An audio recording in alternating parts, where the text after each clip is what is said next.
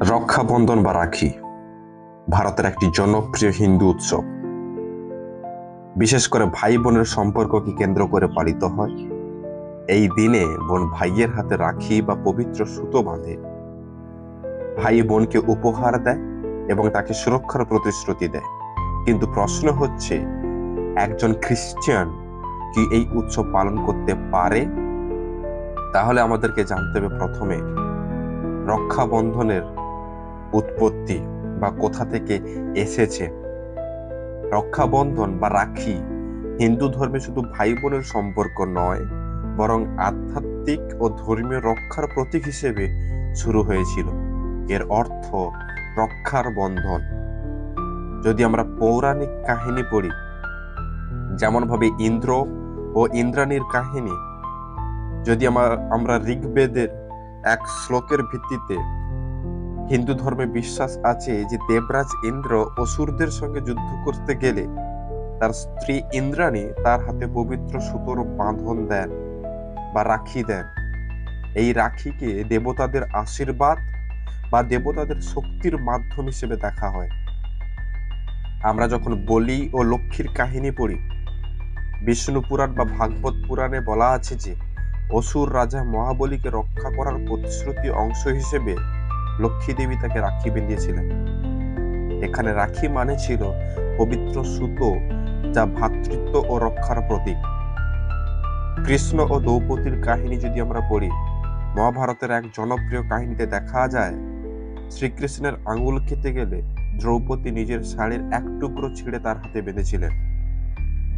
কৃষ্ণ পরে দ্রৌপদীকে চিরস্থায়ী রক্ষার প্রতিশ্রুতি দেন, যেমন বস্ত্র হরণের সময় তাকে রক্ষা করা হয়েছিল। রানী কর্ণাবতী ও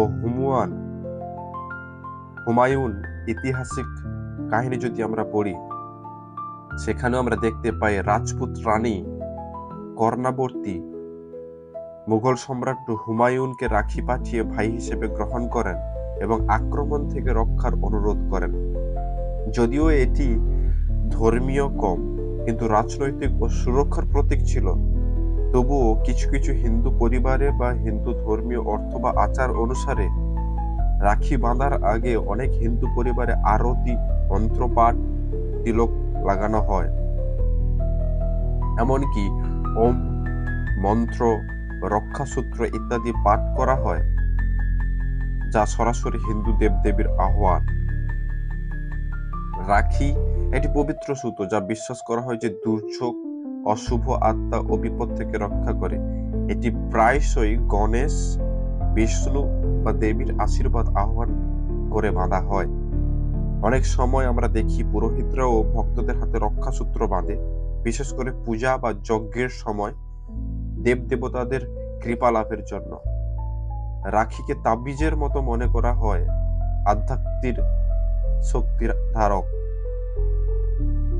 রক্ষাবন্ধন হিন্দু ধর্মে কেবল পারিবারিক সম্পর্ক নয়, বরং পৈতৃক দেবদেবীর আশীর্বাদ চাওয়া, অশুভ শক্তি থেকে রক্ষা পাওয়া এবং ধর্মীয় মন্ত্র ও পূজা পদ্ধতির অংশ। এ কারণে এটি হিন্দু ধর্মের পূজা পার্বণের অংশ হিসেবে গণ্য হয়, শুধুমাত্র সাংস্কৃতিক উৎসব হিসেবে নয়। মন্দিরে বা বাড়িতে পূজার পর ভাইকে হাতে রাখি বাঁধা হয়, ভাইকে তিলক, মিষ্টি ও আশীর্বাদ দেওয়া হয়। ভাই বোনকে উপহার দেয় এবং প্রতিশ্রুতি দেয় যে সে আজীবন তাকে রক্ষা করবে।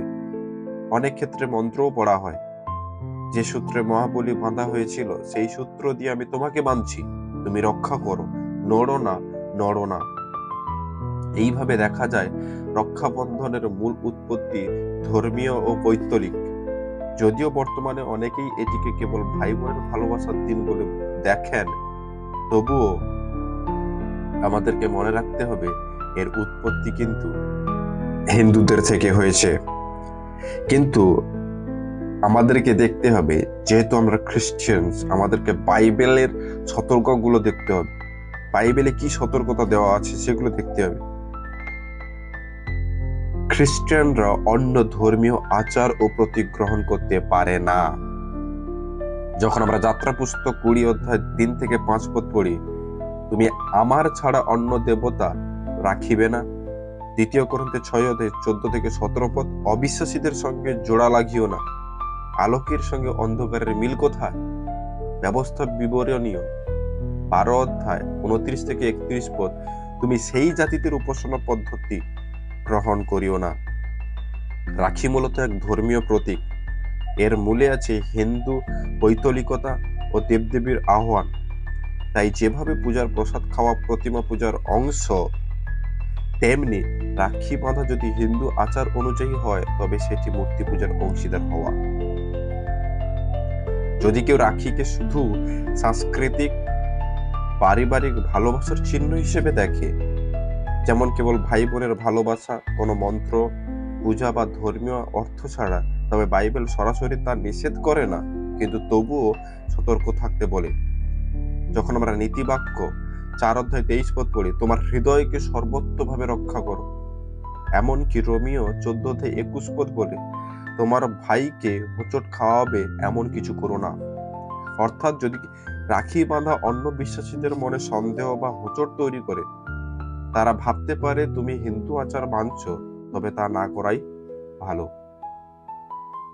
এমনকি গীত সংহিতা 133:1, 1 জন 4:7 পদ সেখানে বলে, ভাই বোনের সম্পর্ক ঈশ্বরের দান। ভালোবাসা প্রকাশের জন্য বাইবেল মূর্তি পূজাহীন উপায় শেখায়। যেমন আপনি প্রার্থনা করতে পারেন, আপনি উপহার দিতে পারেন বা সাহায্য করতে পারেন। একজন খ্রিস্টান রাখি পালন করবে কিনা তা নির্ভর করে রাখির ধরন দ্বারা। যদি এটি মন্দির পূজা, মন্ত্র, দেবতার নামের সাথে হয়, খ্রিস্টান অংশ নিতে পারবে না। যদি শুধুমাত্র সাংস্কৃতিক কোনো ধর্মীয় আচার ছাড়া হয়, সতর্কতার সাথে পারিবারিক সম্পর্ক রক্ষার জন্য করা যেতে পারে, তবে নিজের সাক্ষ্য বজায় রাখতে হবে।